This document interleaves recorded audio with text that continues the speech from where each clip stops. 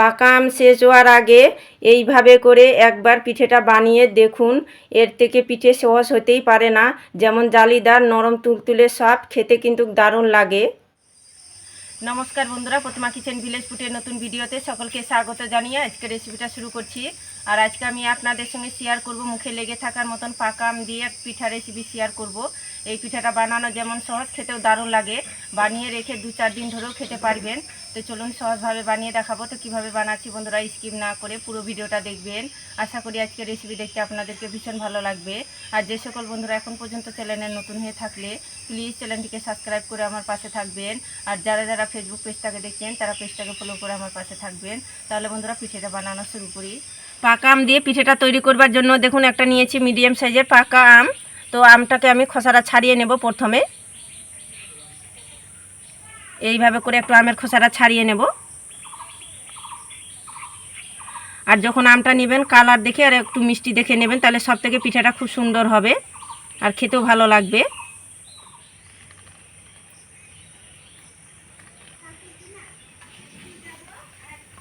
দেখুন আমের খোসাটা ছাড়িয়ে নিয়েছি। আর এখানে বাটির মধ্যে একটা ছাঁকুনি বসিয়ে দিয়েছি। এবার এইভাবে করে আমি ছাঁকুনির মধ্যে ঘষবো আমটা, তাহলে খুব সুন্দরভাবে কাটা বেরাবে।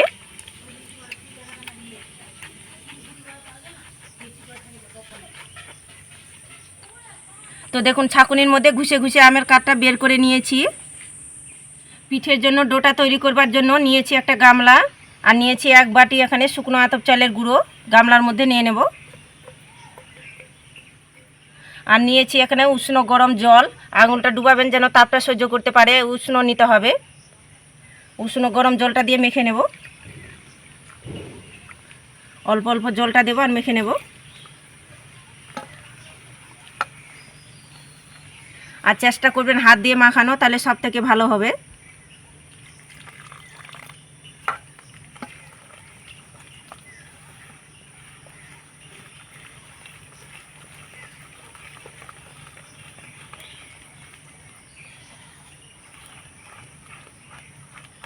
দেখুন উষ্ণ গরম জলটা দিয়ে আমি গুলে নিয়েছি। এইভাবে করে আমি 5 থেকে 7 মিনিট খুব ভালো করে ফেটিয়ে নেব। এই ফেটার কারণে দেখবেন ভিতরটা একদম জালি জালি হবে আর পিঠেটাও খেতে ভালো লাগবে। একটু সময় নিয়ে এইভাবে করে একটু ফেটিয়ে নিতে হবে।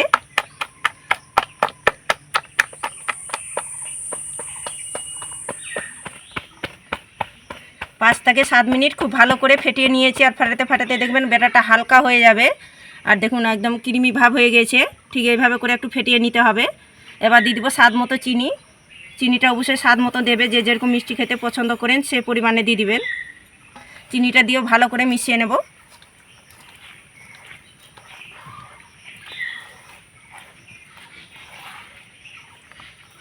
দেখুন চিনিটা দিয়ে খুব ভালো করে মিশিয়ে নিয়েছি। এবার আমের কাঠটা যে তৈরি করেছি সেটা দিয়ে দেবো এর মধ্যে। অল্প অল্প দিয়ে আমি মেখে নেব।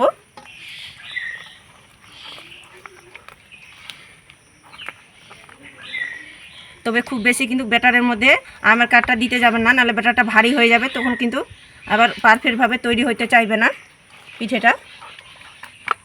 তো আমের কাঠটা দিয়ে খুব ভালো করে গুলিয়ে নিয়েছি। এবার দিয়ে দেবো সামান্য একটু এখানে খাবার সোডা, খুব বেশি না, সামান্য একটু। আর স্বাদ মতন একটু লবণ দিয়ে দেবো। খুব ভালো করে মিশিয়ে নেব ব্যাটারের সঙ্গে।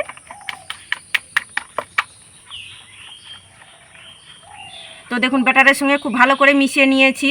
আর ঘনত্বটা দেখুন রেখেছি এইভাবে করে, খুব বেশি কিন্তু পাতলাও না আবার খুব বেশি গাঢ়ও না। দেখুন আর দেখে তো নিশ্চয়ই বুঝতে পারছেন। ঠিক এইভাবে করে কিন্তু ব্যাটারটা তৈরি করে নিতে হবে পিঠের জন্য। তো ব্যাটারটা আমি কাপের মধ্যে ভরে নেব, তাহলে ভাজতে সুবিধাও মনে হবে।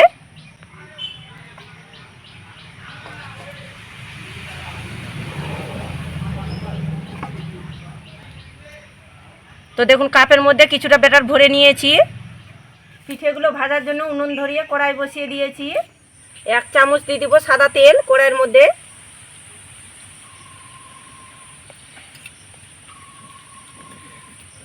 দেখুন তেলটাকে এইভাবে করে একটু ঘুরিয়ে নিতে হবে আর গরম করে নিতে হবে।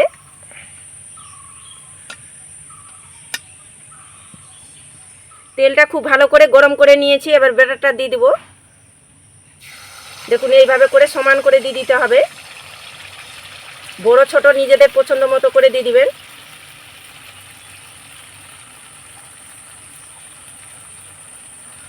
উপর থেকে একটা ঢাকনা দিয়ে দিব। এইভাবে করে ঢাকা চাপা দিয়ে আমি লো আঁচে করে আমি 2 থেকে 3 মিনিট রেখে দেবো। এইভাবে করে লো আঁচে করে 2 থেকে 3 মিনিট রেখে দিয়েছিলাম। এবার ঢাকনাটা খুলে দেখে নেব হয়েছে কিনা। এই দেখুন শুধু কত সুন্দরভাবে পিঠেটা ফুলেছে, আর দেখতে দেখুন কি দারুণ লাগছে, আর দেখে তো মন ভরে যাচ্ছে, আর কত সুন্দরভাবে ফুলেছে দেখুন।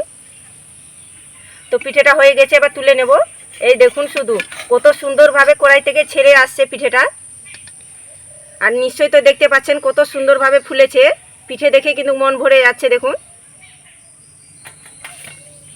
আর পিঠেটা আপনাদেরকে দেখাচ্ছি, দেখুন একটুকু নিচের দিকটায় পোড়া লেগে যায়নি, কত সুন্দরভাবে হয়েছে। তো বোঝার সুবিধাতে আর একটা পিঠে আপনাদেরকে ভেজেও দেখাচ্ছি। আবার আমি কড়াইয়ের মধ্যে মাঝখানে ব্যাটারটা দিয়ে দেব। দেখুন অল্প করে দিয়ে দিলাম। এবার আমি ঢাকনাটা দিয়ে দেব। 2 থেকে 3 মিনিট লো আঁচে করে রেখে দেব ঢাকনা দিয়ে। 2-3 মিনিট হয়ে গেছে, ঢাকনাটা তুলে নেব। এই দেখুন শুধু এই পিঠেটাও কত সুন্দরভাবে হয়েছে। এই দেখুন কড়াই থেকেও কত সুন্দরভাবে ছেড়ে যাচ্ছে, আর কত সুন্দরভাবে দেখতেও লাগছে দেখুন।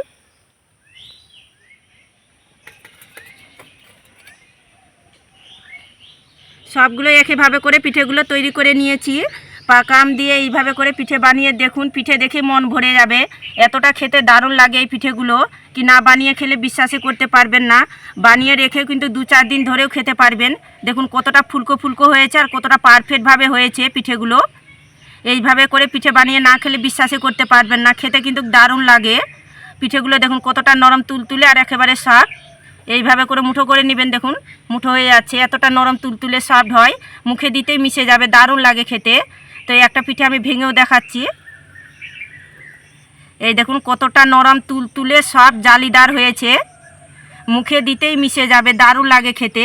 এইভাবে করে একবার শুধু বানিয়ে দেখুন, গ্যারেন্টি দিয়ে বলতে পারি বারবার পিঠেটা বানিয়ে খাবেন, এত স্বাদ দেখবেন লেগে থাকার মতন মুখে।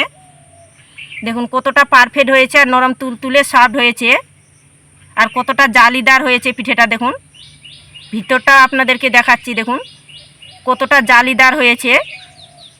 না বানিয়ে খেলে আবারও বলছি বিশ্বাসই করতে পারবেন না, এই পিঠেটা খেতে কিন্তু দারুণ লাগে। প্রতিটা পিঠে দেখুন কতটা জালিদার হয়েছে। পাকা আম দিয়ে তো অনেক রকম পিঠে বা রেসিপি বানিয়ে খেয়েছেন, তো আমার মতো করে যদি বানিয়ে না খেয়ে থাকেন তো একবার হলো তৈরি করে দেখবেন, আর খেয়ে কেমন লাগলো তো অবশ্যই কমেন্ট করে বলবেন। আর আজকে রেসিপি কেমন লেগেছে তো প্রতিদিনের মতন অবশ্যই কমেন্ট করে বলবেন। আর ভালো লাগলে একটা লাইক করে বন্ধুদের সঙ্গে ভিডিওটা শেয়ার করবেন। তো ভিডিওটা এখানেই শেষ করছি, দেখা হচ্ছে আবার নতুন কোনো রেসিপির সঙ্গে।